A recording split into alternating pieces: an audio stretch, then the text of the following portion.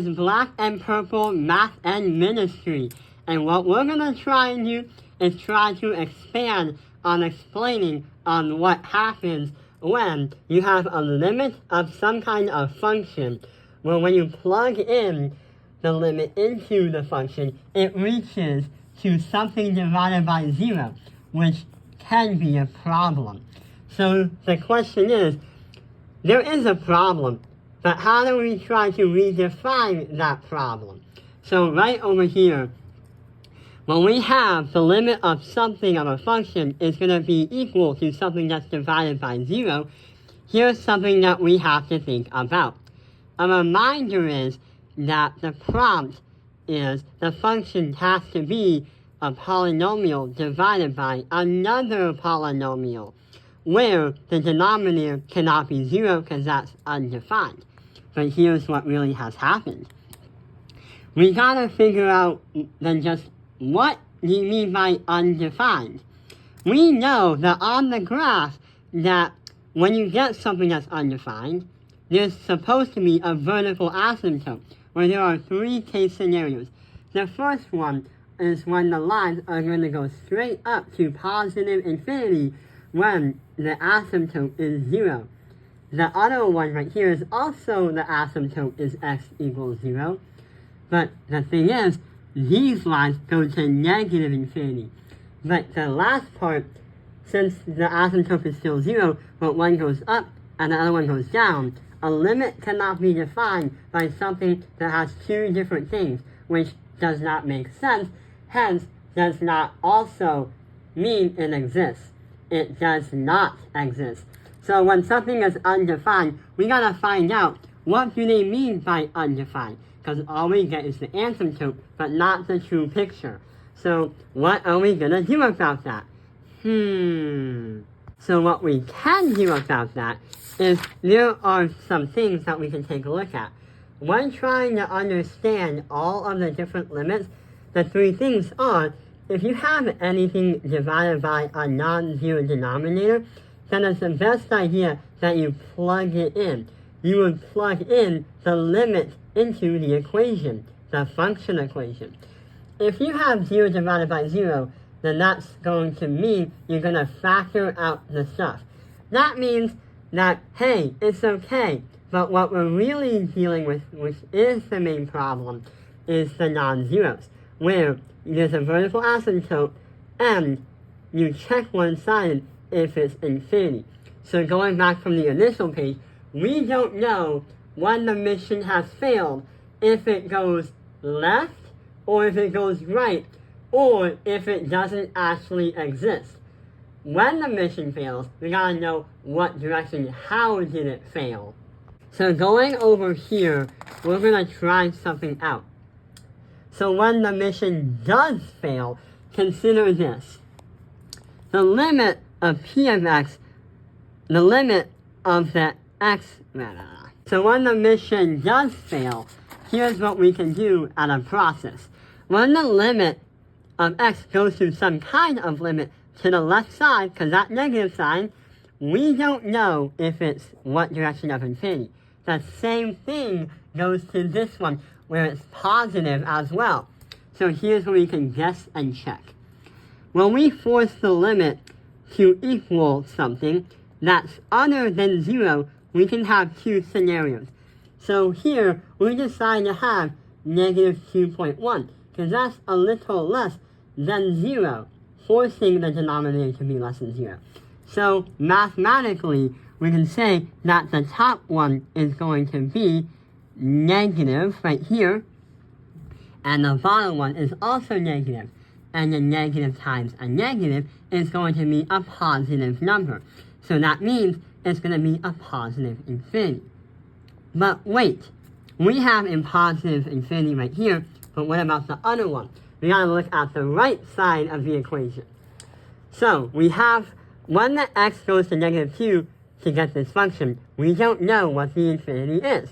So when we try to put something that's a little bit more than negative 2, like negative 1.9 into the number line, we can put that into the denominator, and here's what happens. The negative is going to be on the top, And when you do the math, the positive is going to be on the bottom. So when a negative times a positive is going to be a negative number. So that's a negative infinity. Which means that the limit doesn't really exist because what you get is a positive infinity and a negative infinity. You can't have both. So what happens? Yes, mission failed, and this is what the graph looks like. Which you can't really describe a limit because you can't have two things at once that are different. So we looked at that part, but what about the other case scenarios? When do we apply anything divided by a non-zero, and what happens when you have 0 divided by a 0? So let's take a look at one example. So right over here, we have another example where we've done the 0 part, where the mission has failed, but there's an actual reason why the mission failed. So we have 9 as the limit, and then we put it into the equation. We have 9 plus 1 and negative 8.9. So after some corrections, here's what really has happened. You have a positive and a positive, and that got us to a positive infinity. But then you have a positive and a positive, but that also gives us 2 positive infinity. So many students tend to rush. Our calculus teacher literally said that students like to rush and say does not exist when they see this kind of problem. But since you have 2 positive infinities, then it's going to be positive infinity. Remember, what has happened, you might not see the whole picture.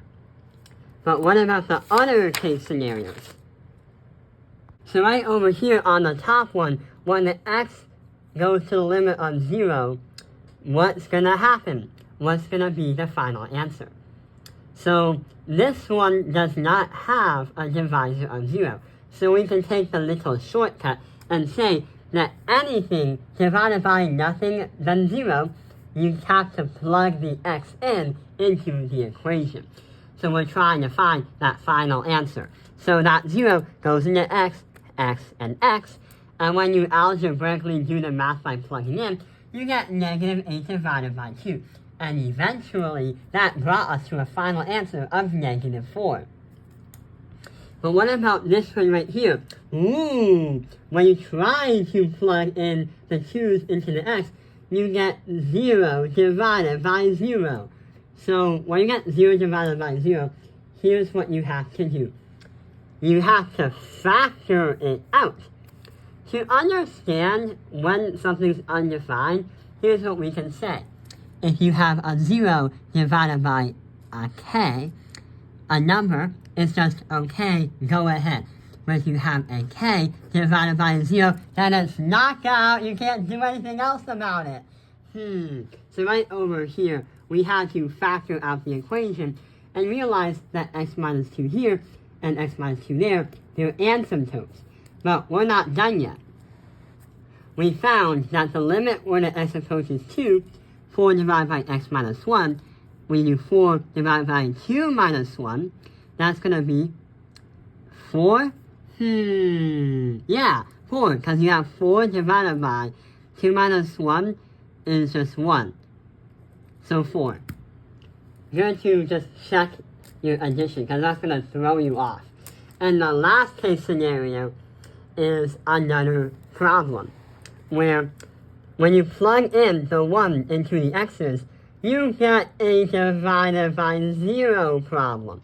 So when we try to plug in numbers that are a little bit less, a little bit more, like 0.9 and 1.1, we have negative infinity and positive infinity. So mission failed does not exist. But there's one thing that we didn't fail. Understanding explicitly what to do using these tools to understand how to find the right answers. And just a reminder, if something fails, you gotta see the bigger picture of what direction, how it failed, and how did it fail. So yeah, we did it! I hope this video has helped you understand what to do when you have a divide by 0 error in a limit and how to find the other answers.